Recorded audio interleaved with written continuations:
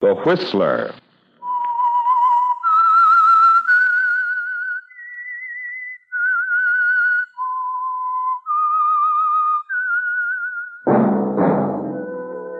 And now the Whistler's strange story. Murder in Paradise.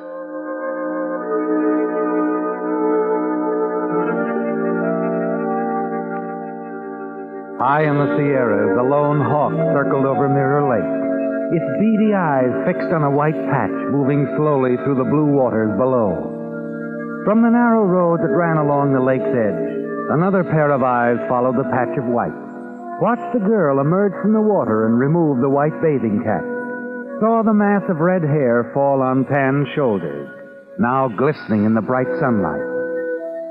The eyes belonged to Danny Williams, who stood there looking at the girl in the yellow bathing suit. Then, as she sat down at the edge of the long wooden pier, he shifted the heavy suitcase from one hand to the other and started through the trees toward her. As he emerged at the edge of the lake, he walked into the range of another pair of eyes, looking through field glasses, trained on the scene from a point a quarter of a mile away.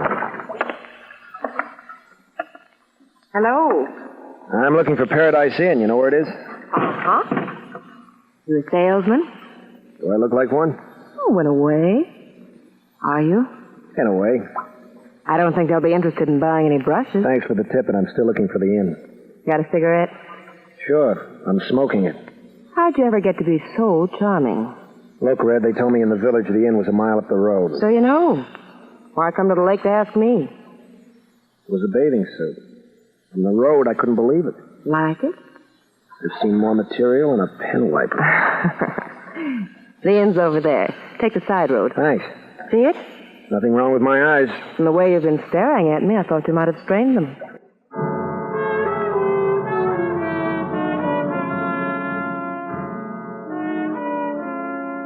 A quarter of an hour later, you arrive at the roadhouse, a low white frame building sitting back silently in the shadows of the giant redwoods. This is it, isn't it, Danny? The Paradise Inn, where you're going to spend the next 3 months pounding the piano for Johnny Hedges. Your first job, Danny, since the prison gates closed behind you. Gave you back your freedom. And you've made up your mind that it will never happen again. You're going to stay out of trouble. That's all you can think about as you cross the parking area, mount the wooden stairs, and walk along the veranda. There's a musty odor in the air. You set your suitcase down by the front door.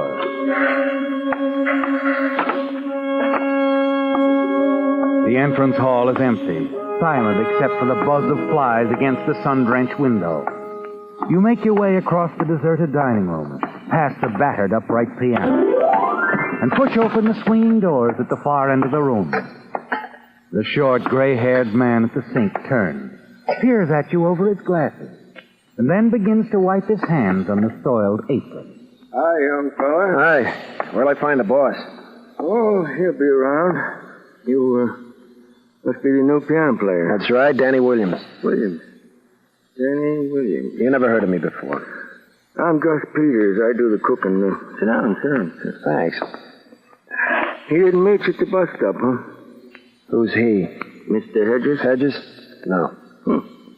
How about a cold beer? You look like you could use one. Got any milk? Milk? Say, you sure you're the piano player? I said I was. Ulcers? No ulcers. The cows need publicity. Yeah, okay. If that's what you want. Why didn't somebody meet me at the bus stop? It's a long hike out in this heat. Well, I can't drive for one thing. Never could learn how. Slade is still sleeping, I guess. He wouldn't go after you anyway. And the boss had other things to do. Must have outside interests. Ain't business so much that keeps Mr. Hedges busy. It's keeping up with his wife that's got him going. His wife? Yep. Don't let her out of his sight much. Hey, want a sandwich or something? No, thanks. He doesn't trust her. Real jealous, you know. Thinks every man he talks to is going to take her away from him. How about a piece of pie? No, this'll do. Yeah. We sure have been having a fast turnover of piano players around here. Hey, couldn't stay away from her. It's the perfume, huh? Uh-huh. Yeah. Been only 2 men around here who ain't ever been bothered by Mrs. Hedges. Me and Andy Slade. You'll meet him. He works here in the back. How does he manage to resist? Ain't never been able to figure it out. He's strictly business and a natural cold fish. You leave your stuff on the veranda, Danny? Yeah. I'll take it up. Your room's in the attic next to mine. Don't bother. No bother. Just going upstairs in a few minutes anyway. Take a little snooze. Any objection if I try the piano on for size? No, go ahead. Yeah. Thanks. Gus? Danny, Yeah? stay away from her, son. Just tend to your piano and you'll be all right. Yeah. Yeah, sure.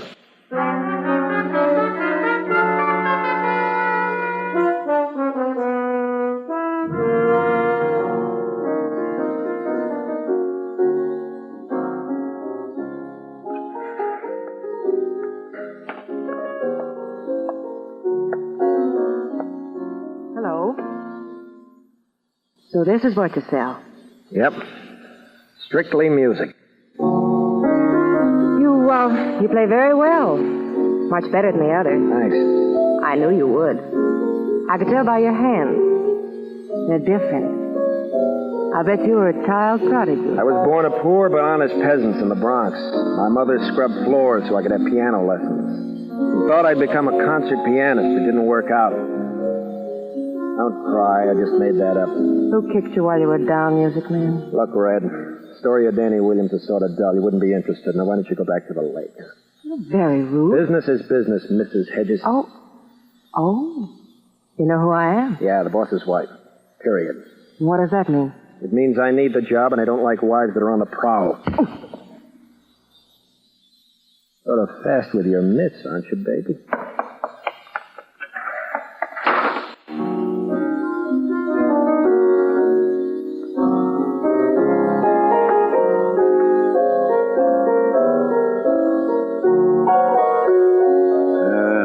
You're off to a great start, friend. Who are you? Well, I'm not Johnny Hedges, if that's what you're worried about. Relax, friend. The name is Slade. Andy Slade. I got the gambling concession out back. Welcome to paradise.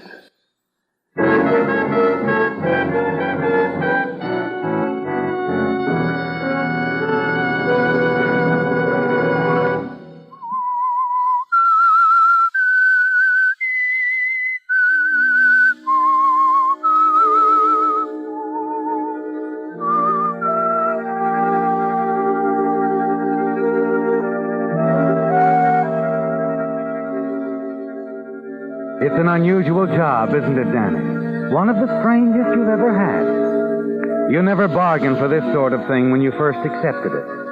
Johnny Hedges' roadhouse at Mirror Lake didn't seem to suggest the danger and intrigue that suddenly presents themselves. Lucille and the way you met her on the boat dock. The warning from Gus. And now the coldly calculating gambler, Andy Slade, stands at your side with the strangest greeting you've ever received. Like I said, Williams, you're off to a great start. Been here only an hour, and the boss's wife slaps your face. Political discussion, was it? Yeah, you might call it that. Now, some dames get mad if you don't whistle at them. Anything else on your mind? No, nothing. Except the boss wants to see you. We've been up there in the office listening to you. He thinks you're good. And you don't? Well, I keep telling him he'd be better off with a jukebox. Nobody ever heard of a jukebox making a play for a dame. You, know what I mean? I know what you mean. Just let me give you a tip. Save it. That's all I've been getting ever since I come here. Okay. It's your funeral. But, Hedges is getting a little sick and tired of hearing the wolf call. He said he wanted to see me. Yeah.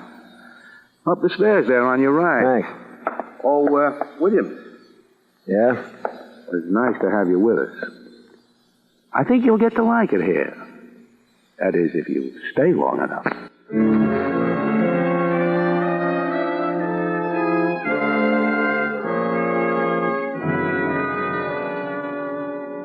Come in, William. Come in. Your gambling concession said you wanted words. That's right. I just want to iron out a few things before you start. Now, you're an ex-con on parole. That's been ironed out. The past 3 years took care of it. I'm here to play the piano, and that's all. Yeah. Yeah, that's all you're here for. Just remember that.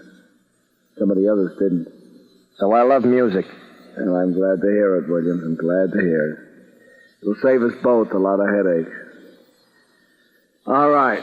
Now, you'll play in the dining room from 8 till closing time. You take the breaks to suit yourself. Won't be a lot of people in the dining room. Sometimes there may not be any at all. I'm not fussy.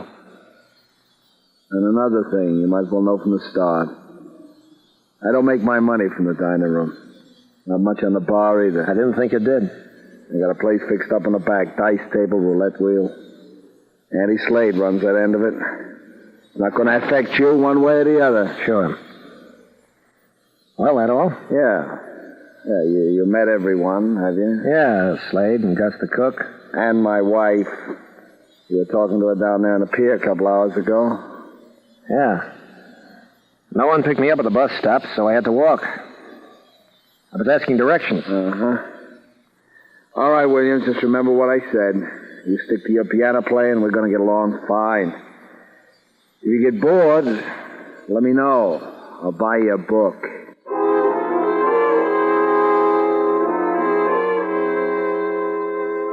That night, you play for a half a dozen couples in the dining room. And more than once during the evening, your thoughts turn to Lucille. She means trouble, doesn't she, Danny? And you don't intend to have any. You're going to stay clear of her. You're going to play it safe with Johnny Hedges, her husband. You have no intention of winding up in the lake with a bullet in your head or back in a prison cell. In the nights that follow, you become accustomed to the habits of the Paradise customers. Learn when to be on hand, when you can slip away for a quiet smoke or a chat with Gus. And then one night in the middle of the second week, you go out on the veranda and light up a cigarette. Hello, Danny. Oh, hello. You've done a good job these past 10 days. Thanks. Of staying away from me, I mean. I catch on quick. You don't know what it is to feel out of place. Go for drives all by yourself. Aimless walks along the beach. You do that? Almost every night after the customers leave. The cove on the North Shore. Why? Oh, I don't know. Get away, I guess. From your husband? From myself, maybe. I don't know, Danny. I'm just confused sometimes. Yeah, I'd say so, too. Excuse me, William. I gotta go confuse some customers.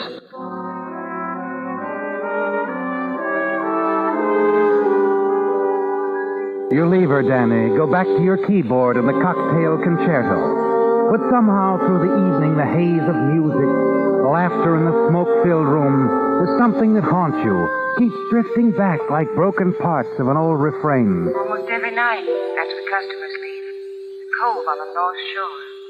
It stays with you, Danny, that night, and into the next until after you finish playing, unable to fight down the urge, you find yourself slipping away, taking a rowboat and crossing the lower tip of the lake in the half-darkness. At the cove, you look around and there's no sign of her. You call yourself a fool and wonder why you came out here, when you promised yourself to stay out of trouble. You're about to turn back when... Oh, yeah.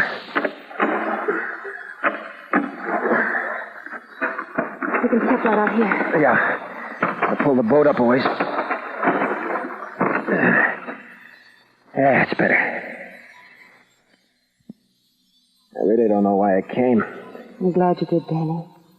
Glad to have somebody to talk to.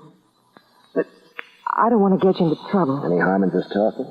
He wouldn't think we were just talking. Forget about it for a while, let's see. Sounds nice the way you say it. Does it? You know, Danny, you're not as hard as you pretend. No? If you were, you wouldn't have rode way out here to meet me. Danny. Yeah? Don't do it again. You'll lose your job. So it's a job, anyway, the piano needs to. But it can cause you trouble. Danny, you've got to ignore me, act as if I didn't exist. If it's any other way, you won't last here. Not at all. Is that why Slade lasted?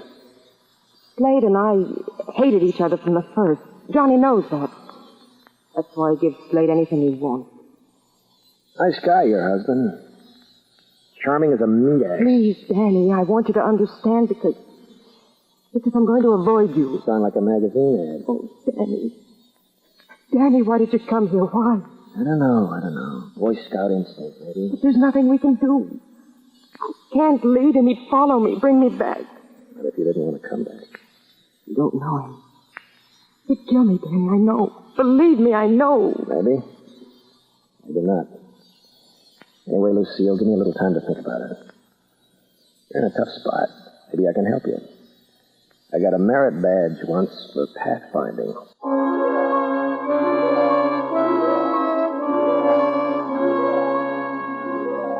When you leave her, Danny, and start the long row back across the lake, you remember a promise. One that you made to yourself about staying out of trouble.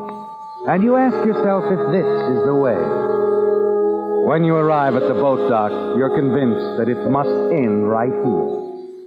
And then going up the path toward the roadhouse, you pass a small cottage in back of the inn. And suddenly you're aware of voices arguing, and you stop to listen.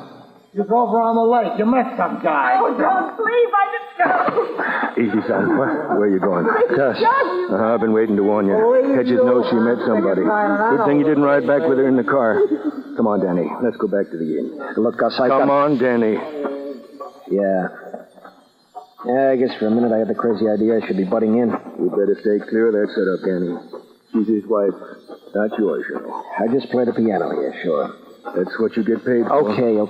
Just forget everything else, son. Forget everything. Except that you're the guy who wants to stay out of trouble.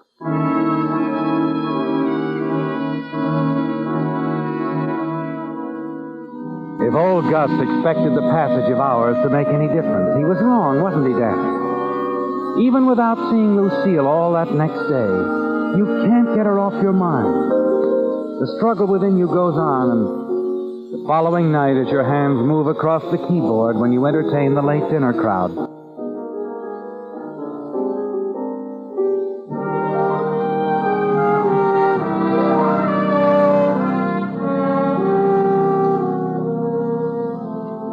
And then, shortly after 1 a.m, she comes in, moves quickly across the room. And as she goes past you at the piano, there's a quickly whispered message. I've got to see you, Danny, out back. Come as quickly as you can. You continue playing as if nothing happened. You've made up your mind, haven't you, Danny? You know it was a mistake meeting her at the cove. And you're not going to repeat that mistake, are you?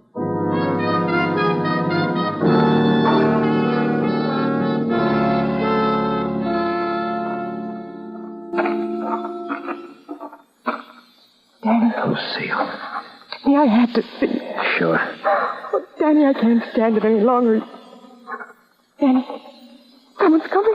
Wow. Hello. Easy. I thought I told you to stick to your piano playing music, man. Leave us alone, Lucille. Go back inside. Danny, I'm afraid. Go on. Yeah, beat it, Lucille. Because right now I'm going to go to work on him. As Johnny Hedges comes out of the darkness after you, there's the flash of a knife blade. You lunge for it. It's like a nightmare, isn't it, Danny? All out of focus, unreal. A strange, struggling sensation. There's the fleeting memory of the knife falling on the path, and then movement over which you have no control. Blows falling, exchanging, a dull thud, and then... Danny, you all right? I hit him, Gus. Came at me and I hit him. With this. I know. Drop it, Danny. Drop it. Come on, son. You've got to get out of here. No, wait. He's still alive, Danny.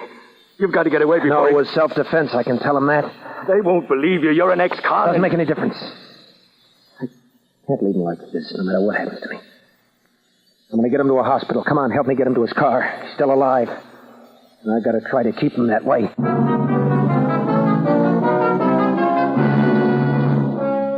Somehow you manage to get him into his car. And through it all, you know that Gus is right. The trouble you wanted to escape, you're now inviting, asking for. But as you back the car onto the road with Hedges in the seat beside you, all you can think of is saving him, And then suddenly you're aware of Lucille at the window of the car. Danny, what are you doing? Got to get him to a hospital. He'll die if I don't. Danny, they'll arrest you. They'll say you killed him. It was self-defense. They won't believe you. Can't let you do it. Please, Danny, if you love me, you'll leave him here and get away. You do love me, don't you, Danny? I'm taking him to the hospital, Lucille. Danny, no! He leaps back as the car moves forward. You catch a fleeting glimpse of her face, white, drawn, concerned, and then it's gone, and you're aware of Hedges beside you, breathing softly but steadily. And as your foot presses down on the accelerator, you realize that your own strength is fading fast. The struggle, Danny, the pounding you took, it's telling now as you fight to hold the car on the road. Moments later, a flash of light caught in the rearview mirror. It blurs your vision. In the haze, the fog that envelops your brain, you think you hear Lucille's voice. Her face seems to float close to you out of the darkness. Danny! Danny, listen to me! Stop the car! No, Lucille. Danny, the curve! Look out!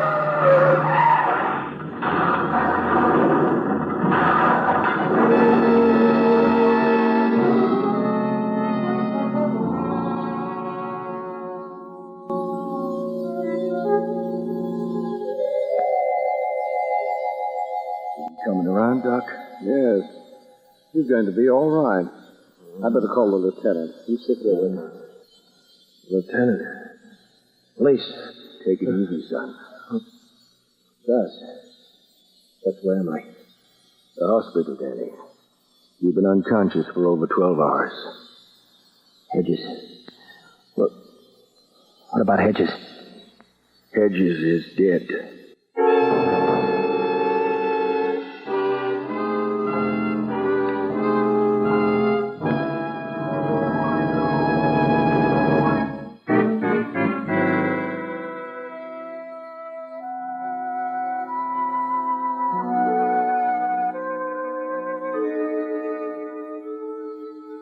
Trouble, Danny. You were headed for it the day you walked up the road to Paradise Inn. No matter how hard you struggled and tried to avoid it was there all around you, closing in. Because you couldn't stay with your music and leave Lucille alone. She couldn't help it either, could she, Danny? You're sure of that.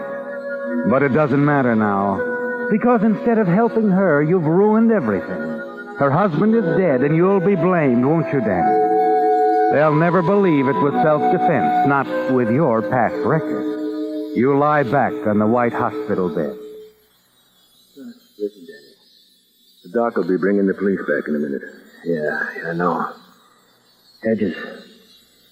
Well, this is it. I have to tell him, Gus. You don't have to tell him anything. You didn't kill him. You only knocked him out, Danny.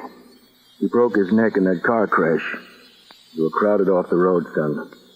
What? Lucille Hedges. She was trying to stop you. Lucille. Is she all right? No. She was killed, too. Oh, it was my fault, because she was in love with me. No, she wasn't. You played it straight. She didn't. She framed you, Danny. Set that meeting there behind the roadhouse with you knowing her husband would find you together. What? She wanted you to kill him. Didn't care what happened to you. I don't believe it. Son, that's why she didn't want you to make it to the hospital. She wanted him dead. But, Gus, It was so she could be free for the guy who was driving the car after you last night. He was killed with her. Oh. The one guy nobody figured. Slade. Andy Slade. The only guy she was ever crazy about.